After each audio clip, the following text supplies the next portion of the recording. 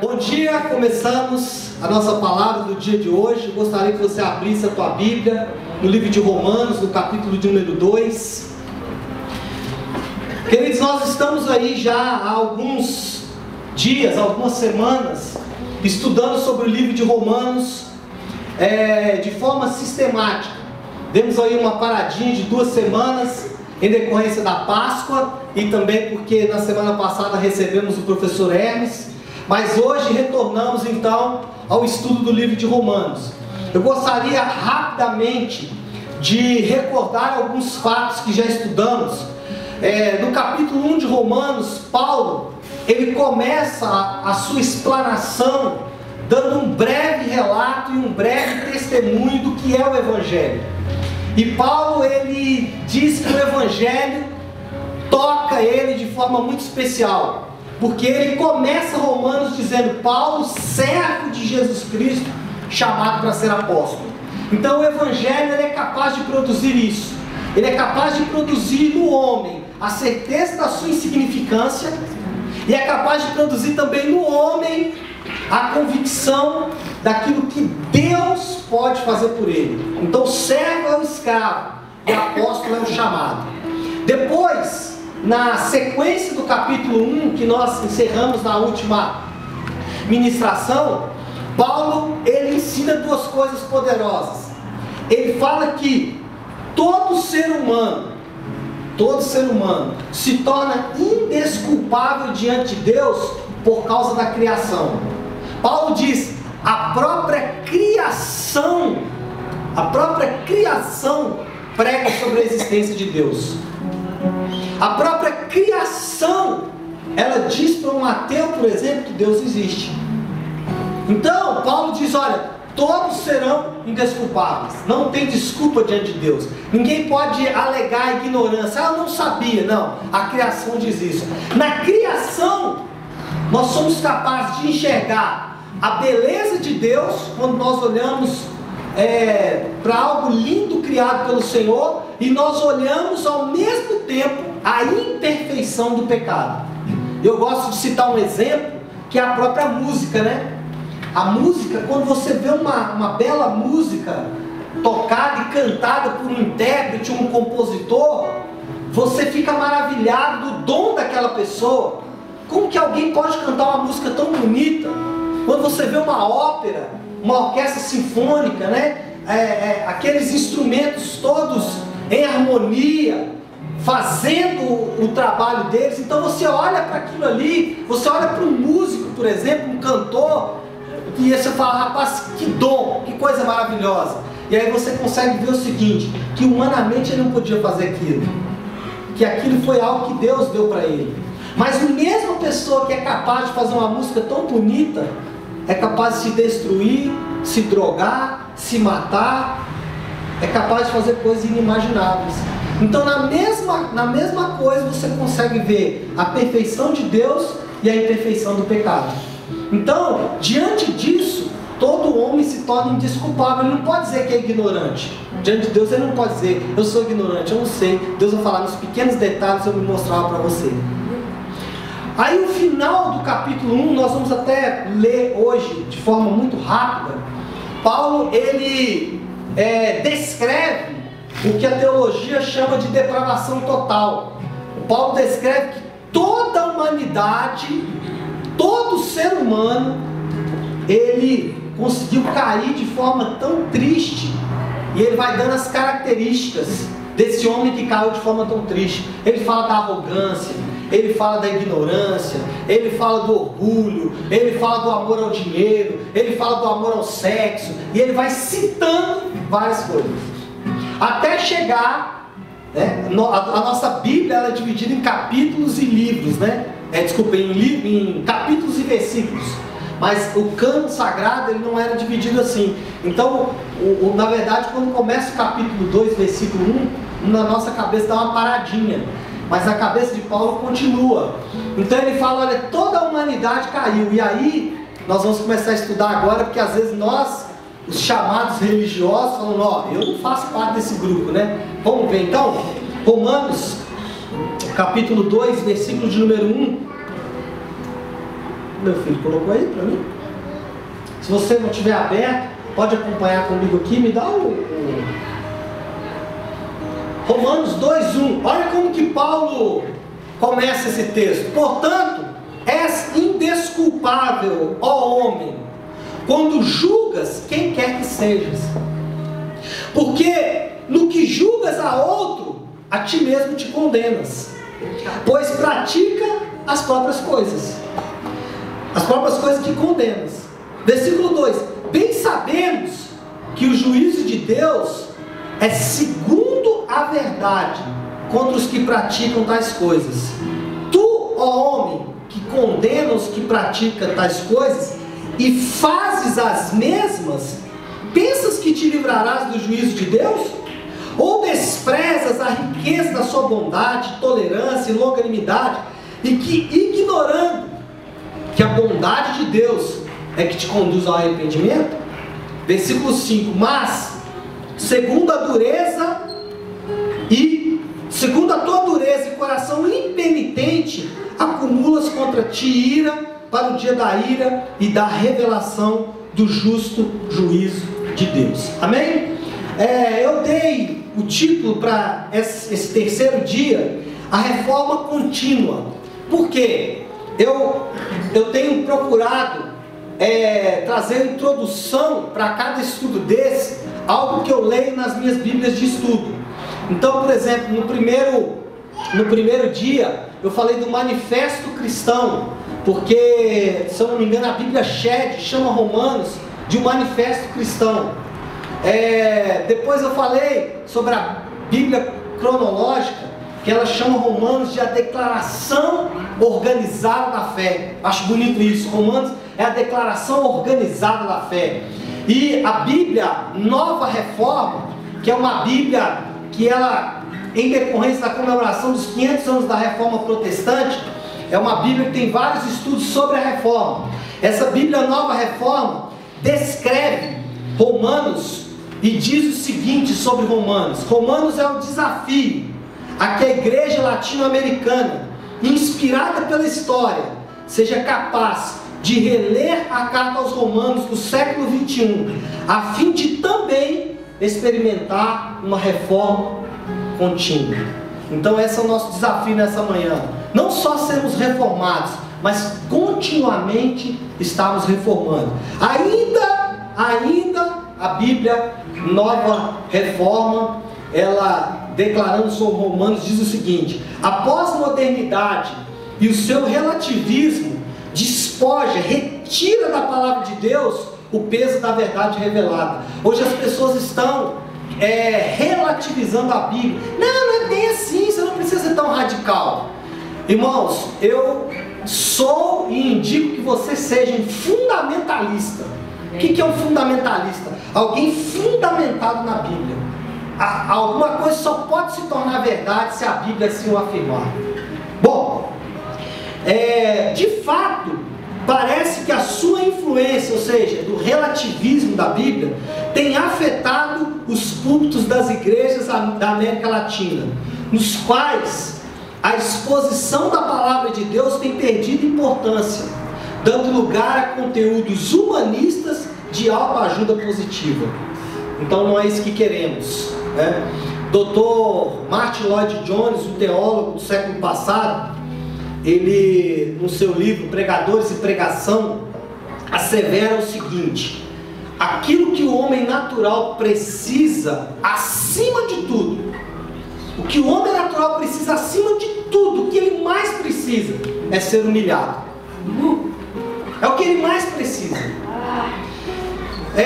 Isto é essencial, continua dizendo o Dr. Martin Lloyd Jones, antes que possamos fazer qualquer coisa com ele. O problema mais definitivo do homem natural é o seu orgulho. É o orgulho. Tudo o que eles são, tudo que possuem e tudo quanto tem realizado é totalmente inútil, afirma Dr. Martin Lloyd Jones. E ele conclui dizendo o seguinte: não haverá esperança para eles, enquanto não tomarem consciência da sua completa bancarrota ou sua completa falência. Enquanto não admitirmos que falhamos, enquanto não admitirmos que como seres humanos nós chegamos ao fundo do poço e o único que pode nos tirar de lá é Deus, nós vamos continuar achando que a resposta para nós está em nós mesmos. Aliás, até está, mas através do Espírito Santo. Bom, dito isso, eu não gostaria de desanimar vocês, eu gostaria de animá-los depois de tudo isso. Como que eu vou fazer isso? Eu vou te dar um esboço do livro de Romanos, porque o livro de Romanos, ele não pode ser, aliás, nenhum livro da Bíblia deve ser lido e estudado de forma partida, ele deve ser lido e estudado de forma inteira.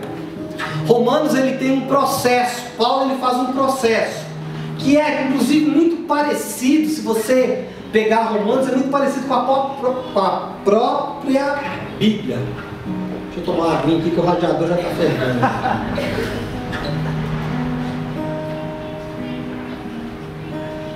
A Bíblia, no Antigo Testamento, ela tem um objetivo.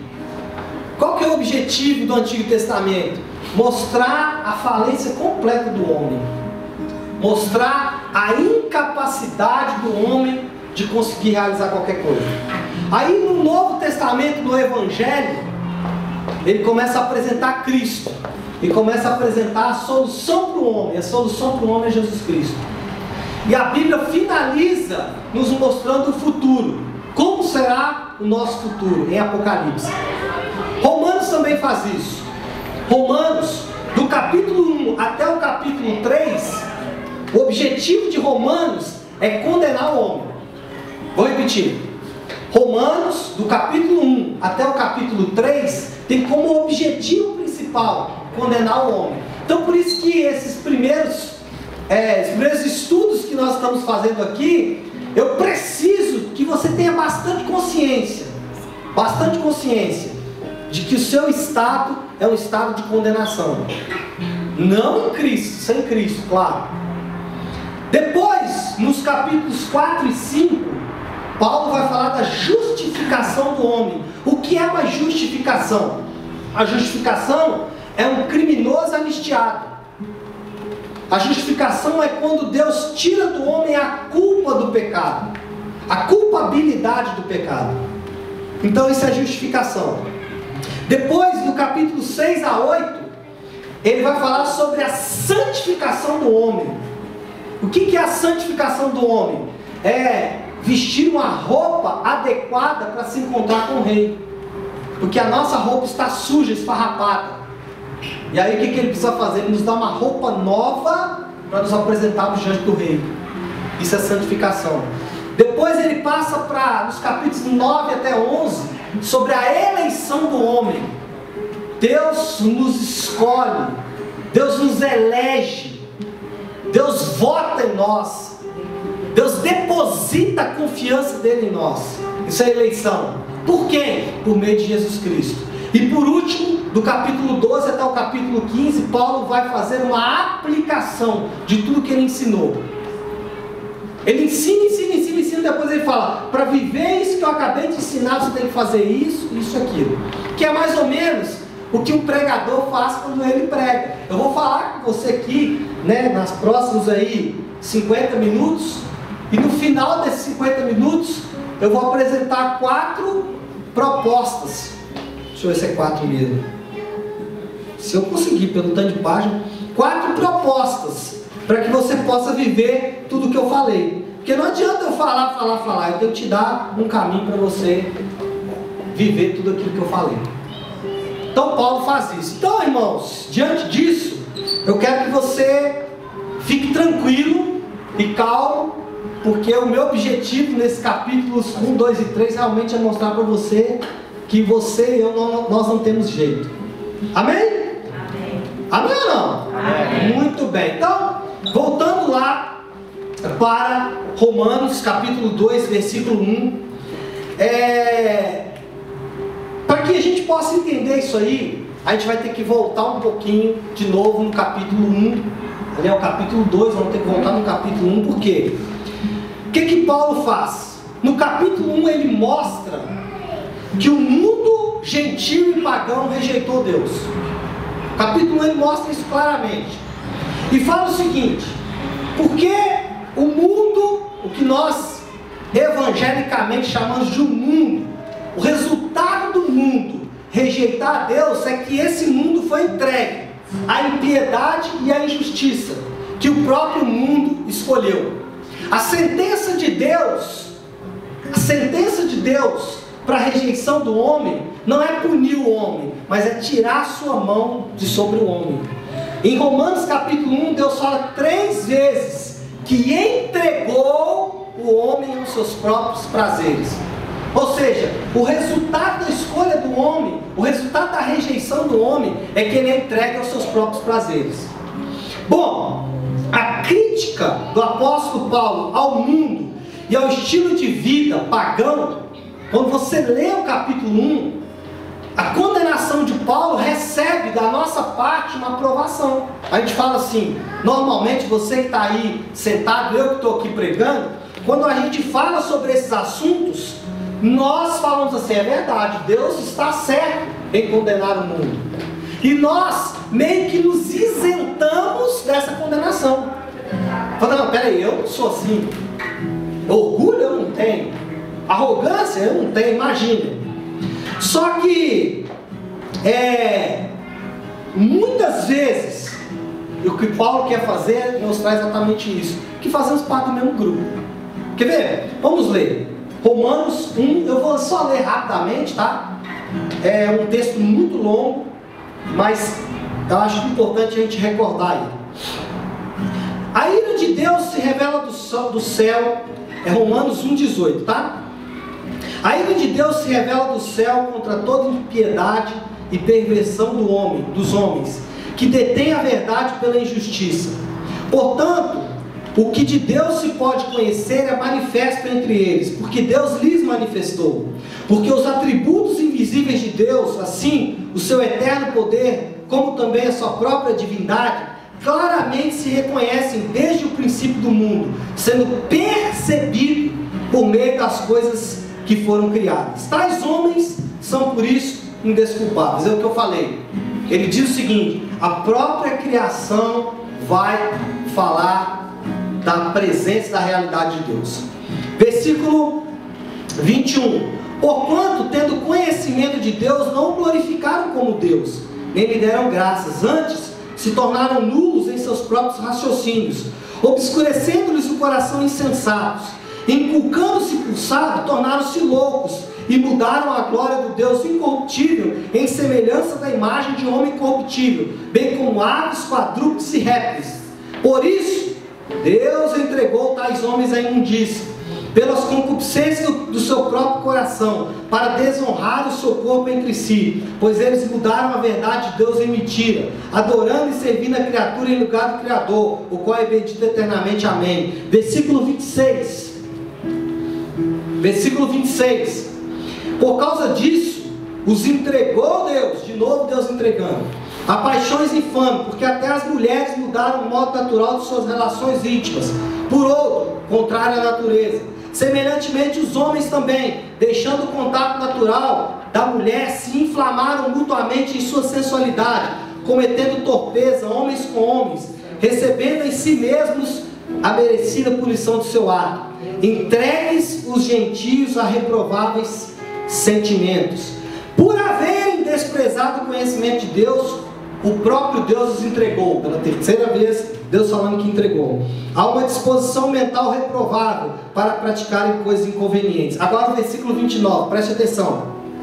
Cheios de toda injustiça, malícia, avareza e maldade, possuídos de inveja, homicídio, contenda, dolo, malignidade, sendo difamadores, caluniadores, aborrecidos de Deus, insolentes, soberbos, presunçosos, inventores de males, desobedientes dos pais, insensatos, pérfidos, sem afeição natural e sem misericórdia. Versículo 32. Ora, conhecendo eles a sentença de Deus, de que são passíveis de morte os que tais coisas praticam, não somente as fazem, mas também aprovam os que assim procedem. Quando a gente lê isso, a gente fala, glória a Deus, porque eu não sou assim.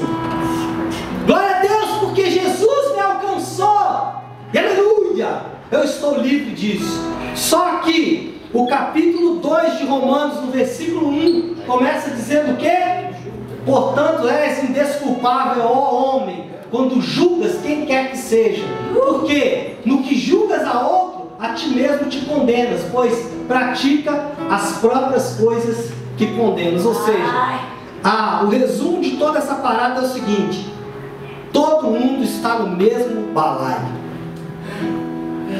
Ou, um ditado bem popular, somos farinha do mesmo saco. Meu Deus! É isso que Paulo quer fazer. Ao ler esses versículos que eu li, nós temos uma ideia, né? E a impressão que nos passa é que nós podemos concordar com Paulo, né? Paulo, eu estou livre disso, né? Mas nós estamos enganados, fazemos parte. Muitos nos nossos dias concordariam com Paulo e ainda diriam: Deus tem que condenar essas pessoas mesmo. Deus tem que condenar essas pessoas mesmo. Nós concordaríamos com Paulo e falaríamos assim: Deus tem que matar todos esses políticos corruptos. Deus tem que matar esses assassinos cruéis. Porque eu não sou assim, eu sou bom. O verso 1 do capítulo 2 é um balde de água fria nesse tipo de julgamento. Porque ele diz o seguinte: você critica os políticos, você critica os assassinos, mas você pratica as mesmas coisas. Não, pastor, eu não sou, eu sou bonzinho. Eu sou bonzinho. Irmãos, Romanos 1, de 18 a 32, que nós lemos primeiramente, ele foi escrito para condenar os ídolos dos não religiosos. O objetivo de Romanos 1, versículo 18 ao 32, foi condenar os ídolos daqueles que não confessam a Deus, mas também para aqueles que confessam a Deus. Romanos 2, de 1 a 5, que é o que nós falamos, o tema principal desse texto aqui de Romanos que estamos lendo, o cerne, a ênfase desse texto está no fato de que o juízo de Deus é sobre todos aqueles que se tornam o juiz do outro. Vou repetir. O tema principal desses versículos aí é o seguinte: Deus é o juiz de quem se torna o juiz dos outros. Meu Deus. Bom, esse conjunto de versículos nos ensina três coisas. Lembre-se, eu preciso fazer com que você esteja pronto para receber a justificação. Capítulo 3 de Romanos. Fica firme, nós vamos chegar lá no 3 de Romanos, que vai falar da nossa justificação. Mas para sermos justificados, vamos ter a consciência de que somos passíveis de condenação. Se o homem achar que está tudo certo, ele não vai buscar a justificação. Quais são as três coisas que aprendemos nesses 5 versículos que lemos de Paulo? Primeiro, julgue-se a si mesmo e não os outros. A segunda coisa que aprendemos: existe um gravador invisível que grava tudo que você diz e tudo que eu digo. Terceira coisa que nós aprendemos nesses textos de Paulo: que Paulo tem um filho mais velho, e vai ser apresentado para nós aí. Bom, permita-me falar de cada um dessas três verdades. A começar, é claro, do versículo 1, que é o seguinte: o que está escrito no versículo 1? Portanto, és indesculpável ao homem, quando julgas quem quer que sejas, porque no que julgas a outro, a ti mesmo te condenas, pois pratica as próprias coisas que condenas. Sabe o que Paulo está querendo dizer com isso aí? Ninguém vive à altura dos seus próprios padrões morais. Ninguém vive. Ninguém vive à altura dos seus próprios padrões morais. Eu quero chamar a sua atenção para essa lista de injustiças que Paulo, que ele descreve em Romanos capítulo 1, versículo 29 e 30. Olha essa lista. Cheios de toda injustiça, malícia, avareza, maldade, possuídos de inveja, homicídio, contenda, dolo, malignidade, sendo difamadores, caluniadores, aborrecidos de Deus, insolentes, soberbos, presunçosos, inventores de males, desobedientes do Pai, insensatos, pérfidos, sem afeição moral e sem misericórdia. Qual que é o grande detalhe dessa lista de coisas que Paulo passa? Essa lista de coisas não diz respeito a atos. Não diz respeito a atos, mas em atitudes. Paulo não está falando de atos, ele está falando de atitudes. Pastor, qual que é a diferença? Atos são ações, atitudes são sentimentos. Todas essas coisas aí, elas começam aonde? No coração. Injustiça, avareza, malícia, arrogância, etc, etc. Todo está ligado à atitude, está ligado a sentimento. Então Paulo não está questionando ações, ele está questionando sentimentos. Ele está questionando atitudes. E isso nos ensina que primeiro precisamos, e é o que nós fazemos exatamente o contrário, precisamos olhar primeiro para o nosso coração, para depois olhar para as mãos. E nós queremos corrigir o que as mãos fazem, sem corrigir o que o coração faz. Então você pode estar na igreja adorando a Deus, você pode ser um devoto de Santo Antônio, ou você pode ser cavalo de algum espírito, mas o seu coração ainda continua cheio de várias coisas. Você pode estar aqui agora, eu estou aqui agora falando para vocês, produzindo sentença contra mim mesmo. Porque eu posso estar falando, você olha os meus atos e fala, como é bênção esse pastor, hein? Bom marido, bom pai, bom pastor. Exemplo, hein? Você está julgando o quê? Os meus atos. Mas e as minhas atitudes? Você é capaz de julgar? Não, ninguém é, só eu. Só eu. O que Paulo está chamando a atenção nesse versículo é o seguinte: não olhe os atos, preste atenção nas atitudes. Meu Deus. Porque ele estava falando para pessoas religiosas, para crente, ele estava falando para a igreja, falando, olha, vocês estão julgando as pessoas do mundo? Não faça isso. Não julgue as pessoas do mundo, porque no que julgas o outro, a ti mesmo te condenas. Meu Deus. Que isso? Então você olha para o pastor, você olha para a igreja, você olha para os outros irmãos e você se torna bastião da verdade. Olha o bastião aí. Você torna um guardador da verdade. Não, porque como se você contivesse toda a verdade. Cuidado, você está produzindo prova contra você. Bom, permita-me ler um texto com vocês que vai exemplificar isso. Mateus capítulo 5, versículo 21. Que diz Mateus 5, 21, palavras do próprio Jesus. Olha o que Jesus disse.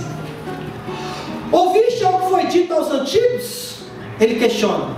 Vocês ouviram que na lei está escrito, não matarás? E quem matar estará sujeito a julgamento?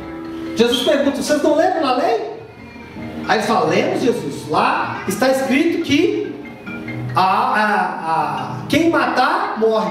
Olho por olho, dente por dente. Não é isso? Aí Jesus faz um upgrade na lei. Ele fala assim, eu porém vos digo que todo aquele que sem motivo, e esse sem motivo aqui, está em colchetes. Por quê? Por que ele está em colchetes? Porque não está nos principais. Toda vez que você lê alguma palavra na Bíblia está em colchetes, é porque não está nos principais manuscritos. Ou seja, não podemos afirmar com certeza que Jesus falou essa parte do sem motivo. O resto ele falou, com certeza. O sem motivo é que a gente não sabe. Mas vamos manter o sem motivo. Ele fala assim: eu porém vos digo que se aquele que sem motivo se irá contra o seu irmão, estará sujeito a julgamento. Ele falou, antigamente era se matar, agora eu digo só se irá. E quem proferir um insulto a seu irmão, estará sujeito a julgamento do tribunal. E quem lhe chamar de tolo, estará sujeito ao inferno do fogo. Irmãos, por que isso? Por que Jesus está fazendo isso? Porque ele está falando, olha, até agora nós olhamos os atos. Até agora nós olhamos o que faz. Mas a partir de agora, nós vamos olhar o sentimento. Eu estou exemplificando o que Paulo fala em Romanos. Estou te dando um exemplo do que Paulo fala em Romanos. Foi o que Jesus falou para eles. Por quê? Nós podemos até dizer, eu tenho certeza, aliás, tenho certeza não, tenho quase certeza que ninguém mata ninguém de ontem para hoje, né? Tem algum marido sem esposa, ou a esposa seu marido aí, tem chance, né? Desganando. Você pode até chegar aqui agora e falar assim, eu nunca matei ninguém. Só que nós não podemos dizer, nunca tive raiva de ninguém. Você pode até dizer, eu nunca matei ninguém, mas você não pode dizer, nunca tive raiva de ninguém. Você pode até dizer, não pastor, eu sou uma pessoa paz e amor. Mas talvez você, em algum momento, não tratou alguém com o amor a que essa pessoa era digna. Então isso te torna réu. Julgar não é apenas dizer isso é errado. Julgar não é você, porque isso é fácil, irmãos. Vocês olharem para a minha vida e encontrar erros é muito natural. Você olhar para o seu marido, para a sua esposa, principalmente a gente convive, né? Casamento, 24 horas por dia, é fácil. Agora, julgar é acompanhar isso está errado, com uma atitude, ou seja, com um sentimento específico. Do tipo, você está perdido, agora posso me sentir melhor. Vou exemplificar isso. Quando eu encontro um defeito, em qualquer um que seja, eu não estou apenas apontando o defeito dele, mas eu estou arrumando uma forma de me sentir bem com o meu próprio defeito. Porque se a Luana mente, que bom, chega era só eu. Se a Renata fica nervosa, que bom, achei que era só eu. E aí, porque ela fica, eu me sinto bem. Ou então eu encontro um defeito maior ainda. Fulana, a pastora está me contando de alguém testemunhando de um pastor que é adúltero. Pastor, ele é pastor de uma igreja e tem amante. Pasmem! Acontece! Mas aí, qual que é o meu sentimento? Ufa! Graças a Deus! Achei que era só eu. Isso é julgamento. Isso é julgamento. Quanto mais eu julgo o outro perdido, mais me sinto bem comigo mesmo. E isso não é bom. Quanto mais eu julgo o outro, mais eu me sinto bem. Então tem gente que não frequenta a igreja porque só tem ladrão. Então o que eu faço? Olhando o defeito do outro, eu tenho uma bela desculpa. Olhando o defeito do outro, eu tenho uma bela desculpa. Sabe o que Paulo fala sobre isso? Quando você julga, condenas a ti mesmo.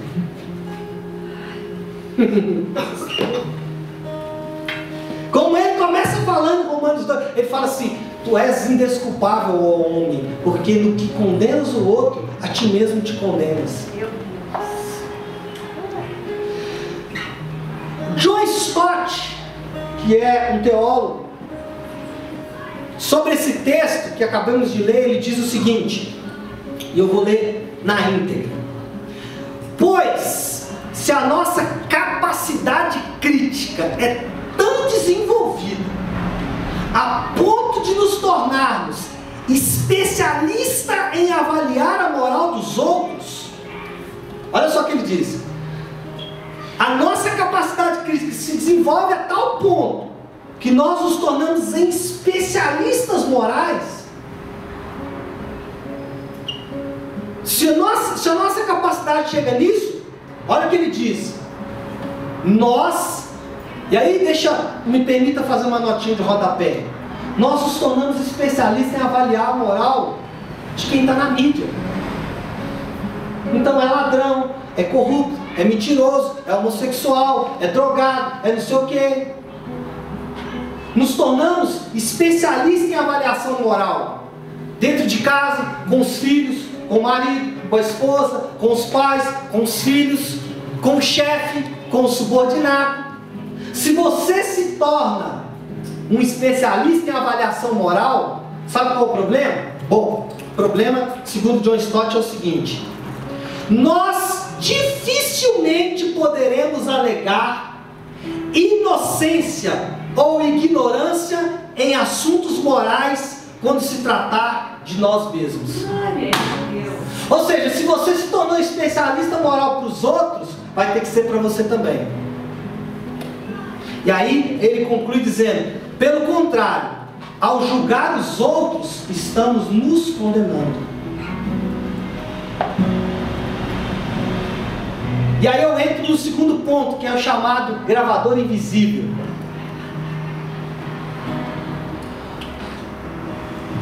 Nós encontramos todo tipo de desculpa para o nosso pecado. Todo tipo de desculpa. Eu estava cansado, eu fui provocado, ou eu tive que fazer isso por um mal menor, ou, mas eu também não sou líder. Quem tem que viver esse nível de santidade, quem é líder? Ao mesmo tempo que somos rápidos em notá-lo e condená-lo no outro. Ou seja, o que para mim é desculpa, para o outro não é. Tudo que você encontra nas pessoas de errado, você dá desculpa para você mesmo. Tudo que eu encontro de errado no outro, é desculpa para mim mesmo. Condenar os outros e perdoar-nos ao mesmo tempo, ou seja, eu condeno a Luana e me perdoo, é o que permite que nos apeguemos à nossa justiça própria e ao nosso pecado. Agora eu vou começar a falar de um outro termo aqui que é interessante: justiça própria. Sabe o que é justiça própria? É o quanto você se acha bom. Daqui a pouco eu vou fazer uma listinha de justiça própria. Podemos nos sentir bem em relação a nós mesmos, enquanto toleramos o que nos faz sentir bem. Damos desculpa, porque nos faz sentir bem. Tem gente que arruma desculpa até teológica. Permita-me, cadê a Neia? Tá ali, tá no cantinho. Vou usar você como exemplo, tá? Como você falou no curso de batismo, eu posso usar. Ela falou o seguinte, que Efésios, eu nem lembro agora qual versículo que é, está escrito um só batismo. E ela achava que ela nunca ia se batizar, porque em Efésios está escrito um só batismo. Eu não posso ter outro batismo. Agora, é interessante como nós nos apegamos à Bíblia quando ela nos agrada. Quando ela nos agrada, a gente sabe até o versículo. Agora, quando não agrada, eu faço questão de... Não, mas veja bem, você tem que entender que Jesus, naquele tempo, ele estava querendo dizer: não faça isso. Não faça isso. Paulo dizia o seguinte: te condenas. Ou seja, em outras palavras, no dia final do juízo de Deus, quando nós nos colocarmos diante dele, O dia que nós estarmos diante de Deus, o advogado de acusação, como chama o advogado de acusação no tribunal? O promotor, né? Promotor público. O promotor público, sabe quem será? Você imagina que é o diabo, né? Você imagina que é Jesus que vai ser o promotor, o acusador? Não, você mesmo. Meu Deus. Você vai ser o teu próprio advogado de acusação, ou promotor público. Eu mesmo serei. Irmãos, o dia do juízo final é um dia muito triste, porque é o dia que eu vou me encontrar com Deus e não tem nenhuma justificativa. Se você não estiver em Cristo, vai ser um dia muito duro para você, para mim também. Eu espero, eu oro e eu guardo todos os dias, assim como Paulo, eu esmurro meu corpo e o reduzo à escravidão. Eu me humilho diante de Deus, para o dia que Ele dia chegar eu falar: Senhor, eu estou em Cristo. Porque na hora que eu mesmo começar a me acusar, eu vou falar: mas eu estou em Cristo. Mas eu estou em Cristo. Ele vai falar: ok, em Cristo você está livre. Bom, o julgamento de Deus, olha que doido isso. O julgamento de Deus é de acordo com a verdade. O julgamento de Deus é de acordo com a verdade contra os que praticam tais atos. Olha ali, o versículo 2 de Romanos 2. Bem sabemos que o juízo de Deus é segundo a verdade. Não era bem que você queria ouvir essa coisa de juízo de Deus, julgamento, né? Mas a gente precisa falar sobre isso, pessoal. Se nós queremos uma reforma. Bom, Deus, Ele é escrupulosamente justo no seu julgamento.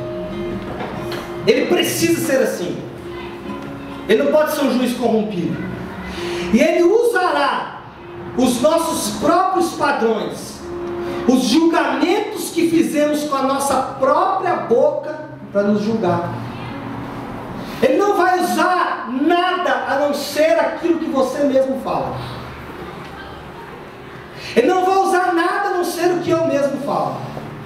Então o que eu estou aqui falando para vocês, eu estou produzindo sentença contra mim. Por isso que eu tento ao todo tempo me incluir, eu estou incluído mesmo, porque eu também estarei diante dele. E o fato de eu ser pregador vai até piorar a minha situação. Olha o que está escrito em Mateus 7,1, um texto bem conhecido. Não julgues, para que não seja julgado, pois com o critério com que julgardes, sereis julgados, e com a medida em que tiverdes medido, vos medirão também. Francis Schaeffer, um teólogo do século passado, chamou esse texto de Mateus de um gravador invisível. E é isso mesmo. Como se a gente não percebesse, houvesse um gravador em volta do nosso pescoço. E ele registra tudo que dizemos. Tudo que dizemos está sendo gravado. Então, no último dia, Deus tirará o gravador do nosso pescoço e dirá somente o seguinte: serei, Deus falando para você, imagina agora Deus falando para você naquele dia: serei absolutamente justo com você no seu julgamento agora. Sabe como serei justo? Apenas porei esta gravação para tocar e julgarei você com base em suas próprias palavras e sentenças, que você mesmo disse que é o padrão do comportamento humano. Deus diz: você é muito justo. Vou botar para tocar essa fita aqui. E tudo que você falou contra mim, contra a igreja, contra os outros, contra o seu marido, sua esposa, contra os políticos, vai servir de base para mim te julgar.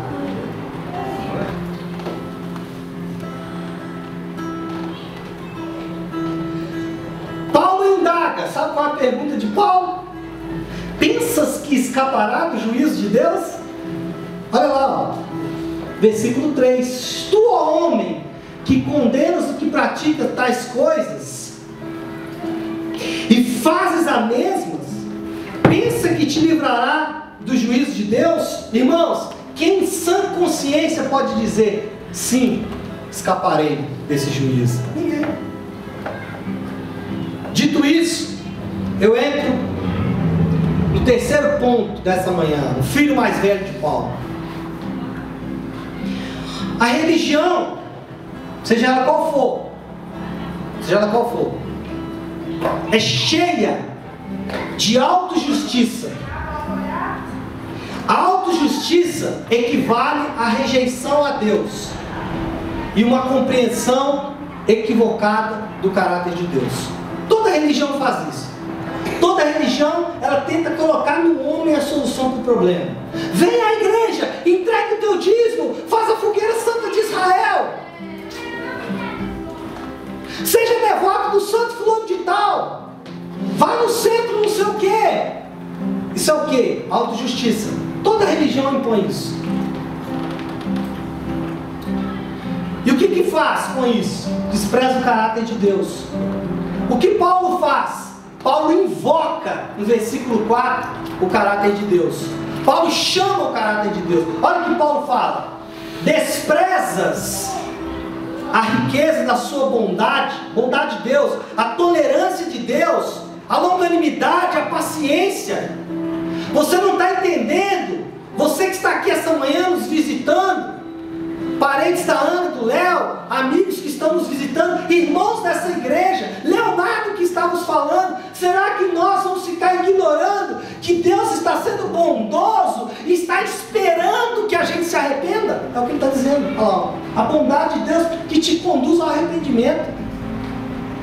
Irmãos, Deus ele espera nós nos arrependermos o máximo que ele pode. Por quê? O caráter de Deus, o que sustenta a personalidade de Deus é isso. Segundo Pedro 3,9, olha que texto bonito esse segundo Pedro 3,9. Não retarda o Senhor a sua promessa como alguns julgam demorado. Pelo contrário, Ele é longânimo, Ele é paciente para convosco. Ele é paciente com nós. Ele é paciente com você que está aqui. Ele é paciente comigo. Ele é paciente com essa igreja. Ele é paciente com a igreja dele. Por que Ele faz isso? Por que Ele faz isso? Não querendo que nenhum pereça. Não querendo que ninguém vá para o inferno. Não querendo. Senão que todos cheguem ao arrependimento. É exatamente isso que Paulo está dizendo no versículo 4. Quando se dirige aos crentes. Porque no capítulo 1 Paulo se dirige ao mundo inteiro, mas aqui no capítulo 2 ele está se dirigindo à igreja, ele está se dirigindo a mim e a você, e ele está dizendo, olha, até quando vocês vão desprezar a bondade de Deus e o caráter de Deus? Até quando nós vamos fazer isso? Até quando nós vamos ficar zombando e brincando com Deus? Eu estou falando para mim primeiro, porque eu também preciso de um avivamento, porque eu também preciso do fogo de Deus, porque eu também preciso do Espírito Santo para me ajudar, porque o meu coração é sujo. Eu não quero julgar você, eu quero julgar eu olho para Romanos capítulo 1 e falo, eu estou aqui, eu sou injusto, eu sou malicioso, eu sou arrogante, eu sou orgulhoso.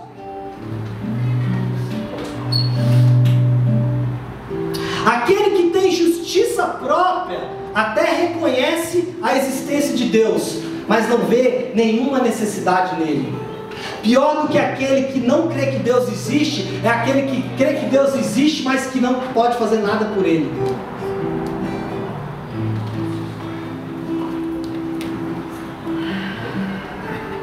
Ou seja, na sua cabeça você fala assim, eu estou me saindo muito bem sem Deus. Se Deus puder fazer alguns milagres aí na caminhada, está ótimo. Mas se não, estou bem demais. Estou tranquilo. Bebo minha cervejinha, pago minhas contas em dia, não traio a minha mulher, de vez em quando, uma pornografiazinha, de vez em quando eu dou uma viajada, ela viaja, eu pulo a cerca, mas é de leve, é todo mundo, né, pastor? porque eu sou filho de Deus, né? Pior do que aquele que não reconhece a existência de Deus é aquele que sabe que Deus existe e não lança a mão de Deus. Você está saindo muito bem. Você é o seu próprio Salvador. Vai à igreja no domingo de manhã, mas não se envolva muito. Ministério, célula, petit, escola. Não. Sábado à tarde. Não. Surgem frases como: só falta Jesus. Já falou isso para alguém? Fulano é tão bom, né? Só falta Jesus. Ai, ai, ai. Ai, ai, ai. Outras frases, né? Deus abençoa, mas eu tenho que fazer a minha parte. Isso é justiça própria. Deus abençoa e eu tenho que me humilhar e todos os dias me arrepender.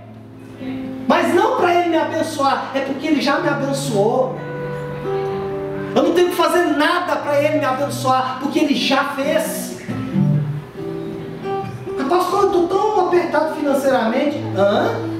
Você acha que esse é o seu problema? Dinheiro? Faça-me o favor. Trabalhe, gaste menos do que ganhe. Pastor, meu problema é casamento. Aquele homem, aquela mulher. Irmão, esse é o problema? Não é. Sabe qual é o problema? O problema é que eu e você somos criminosos. E a sentença é a morte. E um Deus que não precisava abraçou a minha morte e falou: eu morro por você. Mas peraí, por que você está fazendo isso, Deus? Porque eu te amo. O nosso problema é esse. E você vem para a igreja para Deus te abençoar, para alguém orar em línguas por você, para que como se isso... Não, isso é bobagem. Isso é bobagem. O que mais? A justiça própria aqui. Eu ajudo muita gente, pastor. Eu ajudo muita gente. Eu conheço vários de vocês aqui, meus irmãos, que ajudam muita gente. Eu ajudo muita gente, mas isso não altera a minha justiça diante de Deus. Eu não faço isso para me ganhar nada. Eu faço porque eu já ganhei. Eu estou aqui pregando porque eu tenho uma dívida com vocês. Eu precisava pregar mais. Precisava pregar mais, eu precisava pregar todo dia, eu precisava pregar toda hora, gastar a minha vida, porque eu tenho uma dívida, porque o que Ele fez por mim, nenhum de vocês poderia fazer, nem eu poderia fazer, só Ele. Então eu vou morrer e gastar a minha vida inteira, porque eu tenho uma dívida. Deveria gastar até mais, mas enfim. Outro, justiça própria. Como fulano pode ser tão pecador e ainda está na igreja? Como pode? Eu não vou na igreja porque fulano é tão pecador. Vai na igreja lá, fica orando e agora vem aqui. Ô irmão, está sendo gravado. Está sendo gravado. Cuidado. Cuidado. Outro justiça própria. O pastor deveria me ajudar. Afinal de contas, o que eu faço é muito bom e muito importante para a igreja.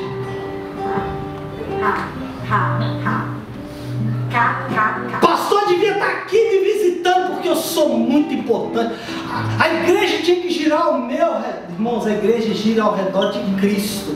Quem está aqui no centro não sou eu. O dia que eu for para o centro, vocês me tiram, me jogam fora da igreja, jogam lá no meio da rua. O centro da igreja é Cristo.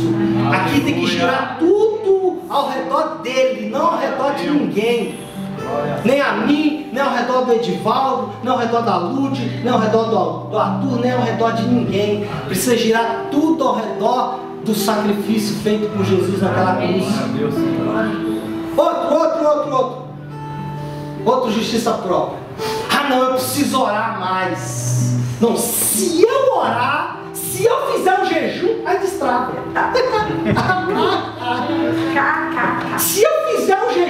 administrar. Não! Nossa, eu preciso orar porque o que Ele fez por mim, eu tenho que agradecer. Eu tenho que agradecer. Não, preciso orar porque o que Ele fez por mim. Eu preciso orar porque eu estou aqui olhando os meus problemas, as minhas dificuldades, e eu tenho que orar, porque aí quando eu olhar para o que Ele fez, eu esqueço meus problemas. Aleluia. Não, vou fazer um jejum, porque não pode. Eu não posso continuar tendo essa atitude carnal diante de um sacrifício tão grande que Ele fez por mim. Eu matei Ele no meu lugar. Eu devia estar morto agora, separado eternamente de Deus, sofrendo porque não tenho mais o meu Criador comigo, mas Ele morreu por mim. E eu não posso continuar com essa atitude carnal, com essa mentira, com esse roubo, com essa corrupção, com essa pornografia, com esse adultério. Então eu vou fazer um jejum porque, não, eu tenho que melhorar, porque não tem condições do que Ele fez por mim. Mas como que a gente faz? Não, vou fazer um jejum aqui porque você vai ver 7 dias no monte, e aí quando eu descer vai estar fogo puro. É a sua justiça. Não, eu vou subir no monte, vou fazer um jejum. Se eu descer sem sentir nada, não tem importância, porque eu não estou indo lá para ganhar nada, eu estou indo lá para deixar. Preciso deixar lá. Preciso subir no monte e deixar lá.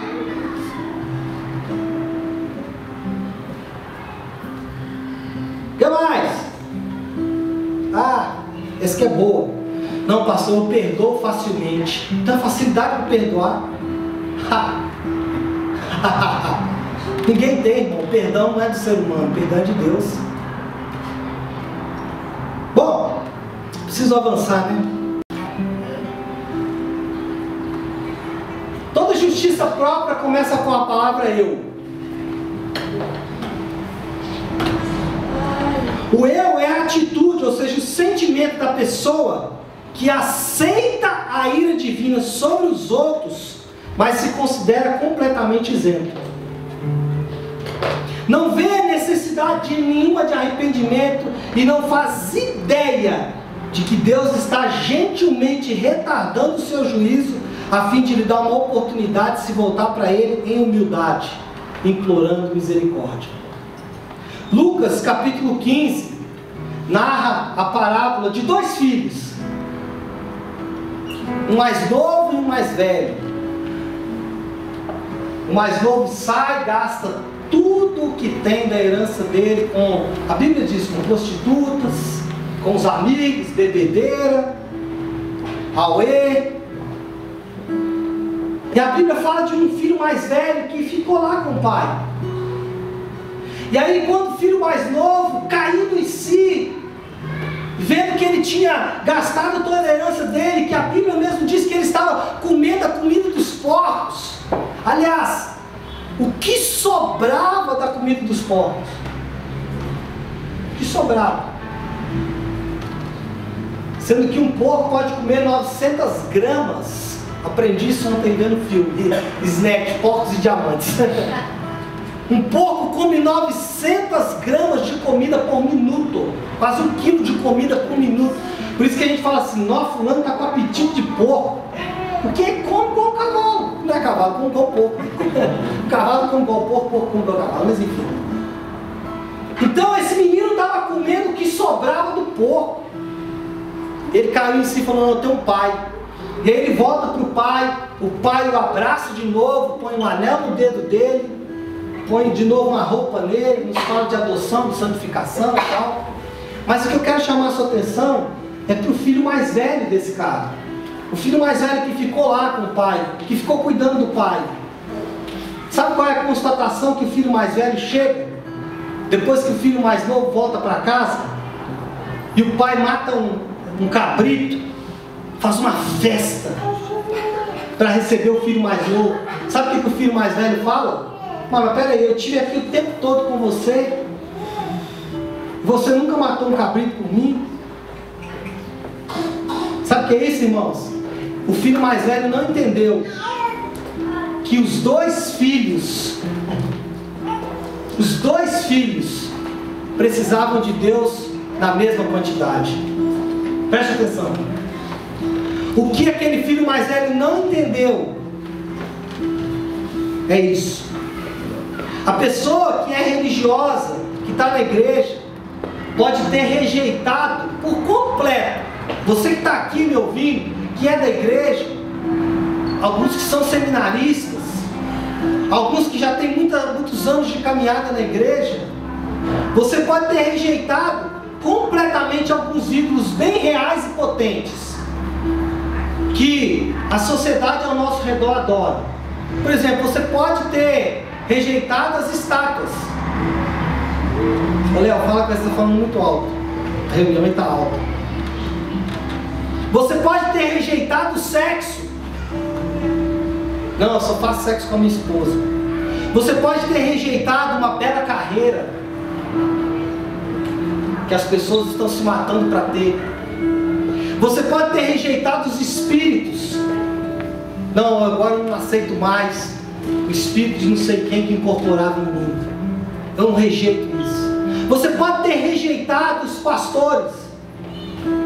Não, esse pastor não prega a verdade. Essa igreja não tem fogo, calor de Deus. Você pode ter rejeitado muitos ídolos. Mas a pergunta que eu faço para o filho mais velho, lembra da parábola dos dois filhos, do filho pródigo? A pergunta que eu faço para você como filho mais velho: mas será que você rejeitou os ídolos do seu coração? Leonardo, será que você rejeitou os ídolos do seu coração?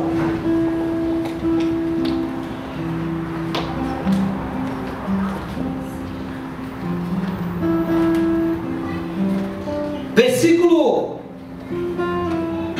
5 de Romanos. Eu estou, prometo, caminhando para o final. Ops, volta aí para mim, filho. Você direto. Acho que eu não separei esse versículo 5. Versículo 5. O que diz o versículo 5 de Romanos 2? Eu prometo que estou caminhando para o fim. Mas, segundo a tua dureza e coração impenitente, acumulas contra ti mesmo ira para o dia da ira e da revelação do justo juízo de Deus.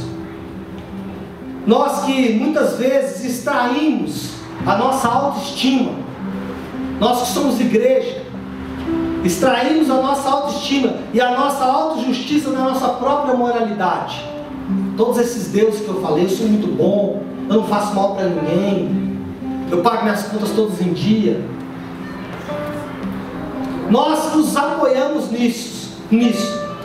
Encontramos, preste atenção, encontramos o nosso Salvador no fato de que nós cumprimos as regras.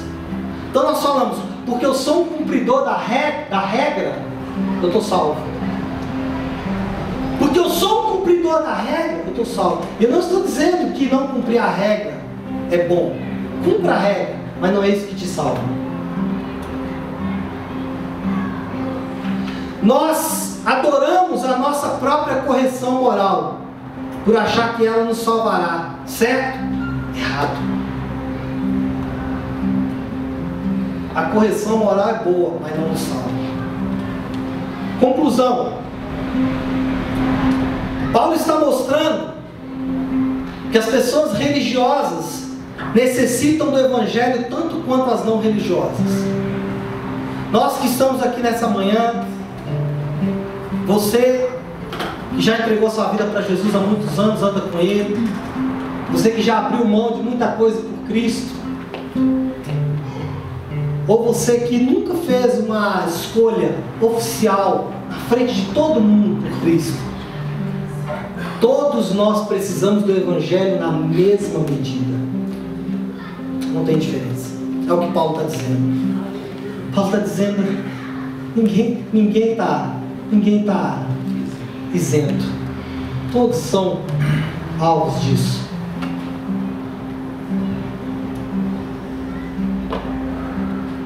As pessoas religiosas fogem do Evangelho tanto quanto as não religiosas. E quando nós colocamos as nossas regras para viver o Evangelho, nós estamos rejeitando Deus tanto quanto o não religioso.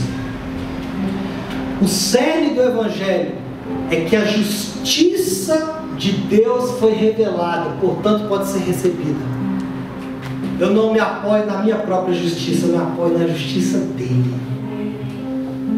Romanos 1,17 diz isso: visto que a justiça de Deus se revela no Evangelho, de fé em fé, como está escrito, o justo viverá pela fé. Quando confiamos em qualquer coisa ou pessoa, mesmo que seja em nós mesmos, e não confiamos em Jesus, recusamos o Evangelho da mesma forma. Fiar-se ou confiar-se nas regras divinas é autodependência e autojustificação, e é rejeição a Deus, assim como ignorar as mesmas regras. Qualquer pessoa moral que esteja satisfeita, preste atenção nisso. Se você está aqui nessa manhã satisfeito com o seu estado espiritual, você está negando a doutrina da justificação pela fé. Por isso que eu quero te produzir bastante insatisfação. Eu preciso me ficar bastante insatisfeito, porque só assim eu estou apto a receber a justiça de Deus.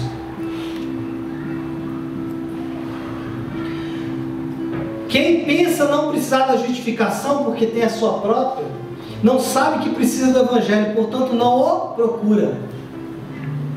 Se o Evangelho não é uma necessidade urgente para você, você não procura. Deixa para amanhã. Eu não estou preparado.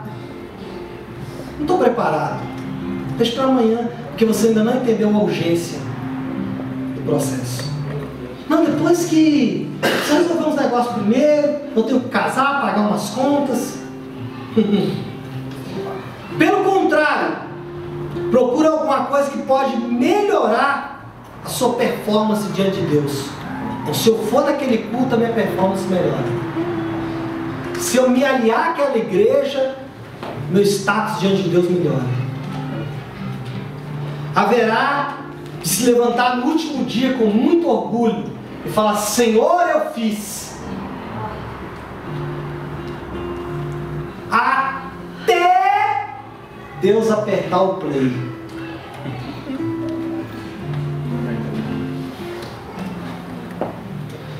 Bom, aplicação. Como eu aplico isso? Como eu vivo tudo isso que eu acabei de ouvir? Primeiro, precisamos nos sentir pecadores inveterados, a quem Deus teria toda a razão de lançar fora nesse instante, em virtude do nosso estado de vida ou correção. Presta atenção. Primeira coisa que eu preciso fazer nessa manhã é entender que Deus tem todos os motivos para me condenar ao inferno. Não sobra nada. Nada. Se sobrar alguma coisa, isso é justiça própria. 2. Quando consideramos as pessoas do mundo, quando olhamos para as pessoas do mundo, devemos olhar para ela e dizer: o meu coração é por natureza igual ao deles. Ele apenas se revela de forma diferente. Eu não sou melhor do que ninguém que está no mundo. O coração dos corruptos é igual ao meu.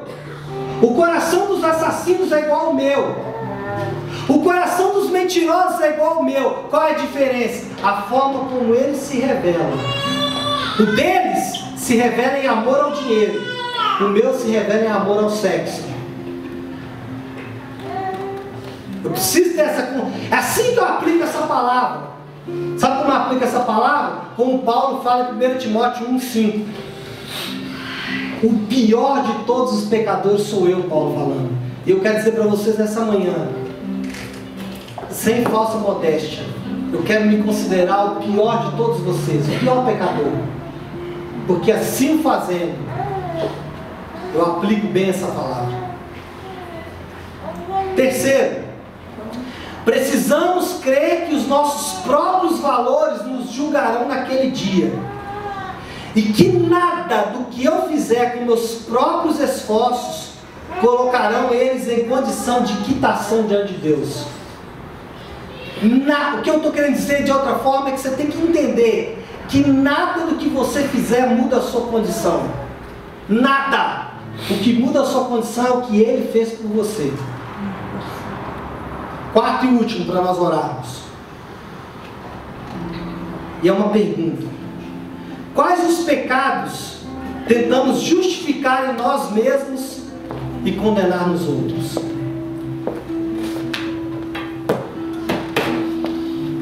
Amém? Amém. Acho que podemos orar, né? Para encerrar, gostaria de pedir a todos que se coloquem de pé. Eu coloquei na minha.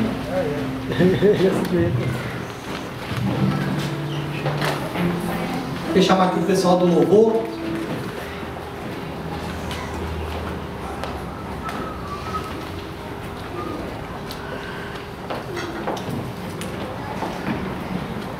O louvor provavelmente preparou uma música para esse momento. Mas eu queria fazer uma solicitação especial, sempre eu posso. Eu acho que uma palavra como essa nos remete a Ele. Eu acho que a gente pode adorar Ele por alguns instantes, declarando ao que está sentado, a Ele, toda a glória, toda a honra, todo o louvor, toda a majestade, todo o domínio. Irmãos, o que eu quero que você faça nesse momento de oração é abrir mão de tudo o que representa eu na sua vida. Eu queria que você fechasse os seus olhos. Eu queria fazer 2 orações nessa manhã, quebrando um pouco os nossos protocolos. Todos com os olhos fechados agora, evitem as movimentações. Esse é o momento da gente selar o que foi falado aqui. Eu queria orar para 2 tipos de pessoas diferentes nessa manhã. Eu queria orar por você que está aqui, que nunca fez uma entrega de forma pública da sua vida para Jesus. Não é aceitar Jesus, é perguntar se Ele te aceita. Eu gostaria que você orasse você mesmo com Deus. Você não esperasse de mim, você não esperasse da igreja, mas você mesmo, em uma atitude de humilhação, reconhecesse que nada do que você possa fazer, nada do que você possa fazer vai te salvar. Vamos adorar. Vamos orar.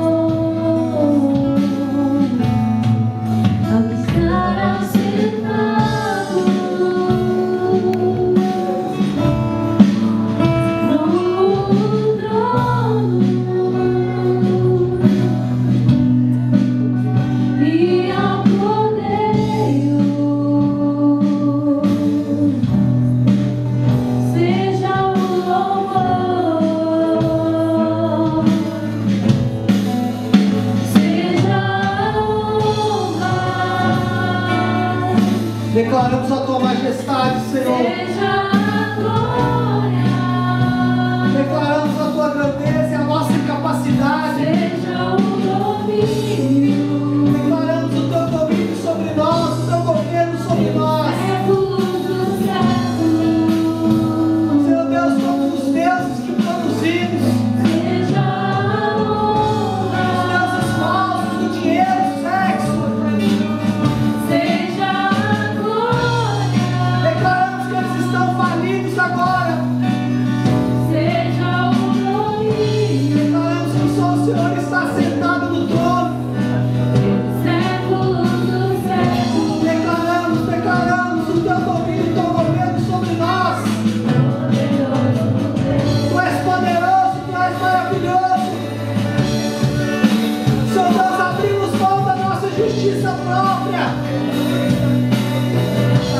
Senhor Deus, não colocaremos parâmetros para a ação do Senhor.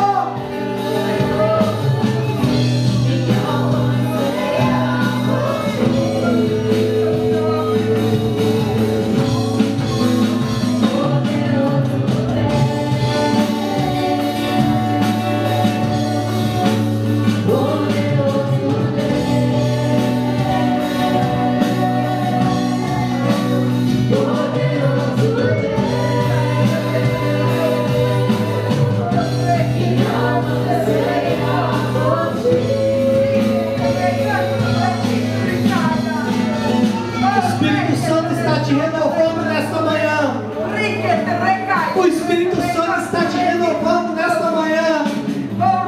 Renovando o fogo, renovando a presença, renovando o relacionamento. Ele está te renovando nesta manhã. Receba e viva este renovo.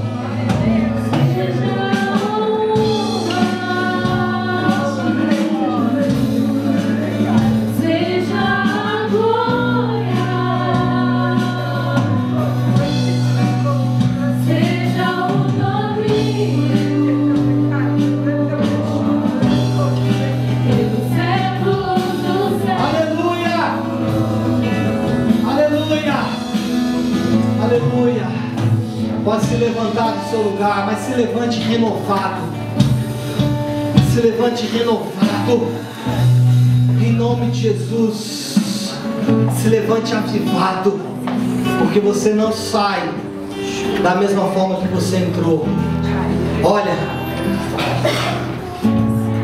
eu tive duas visões nessa manhã. A primeira no momento do louvor. Tinha uma coluna de fogo que passava aqui. E ela passava de forma intermitente para lá e para cá. E aquele calor ia renovando. Aquele calor ia avivando. Aquele calor ia trazendo à memória coisas que você já tinha esquecido de Deus. Aquele calor ia fazendo você lembrar de quem você é, de quem Ele é, de quem Ele é. E a segunda visão eu tive aqui quando nós estávamos orando. Eu via como que uma armadura de barro caía. Eu vi em mim primeiro, como se eu tivesse revestido de um barro, e aquilo ia quebrando e caindo. E Deus ia revelando para mim quem realmente eu era. Não aquela coisa construída pelos homens, não aquela imagem construída pela carne, mas algo vindo de Deus realmente. Deus vai te mostrar durante essa semana quem tu és nele. Isso é identidade. Você vai saber que nele, por causa dele, você é santo, justo, digno. Você é amado.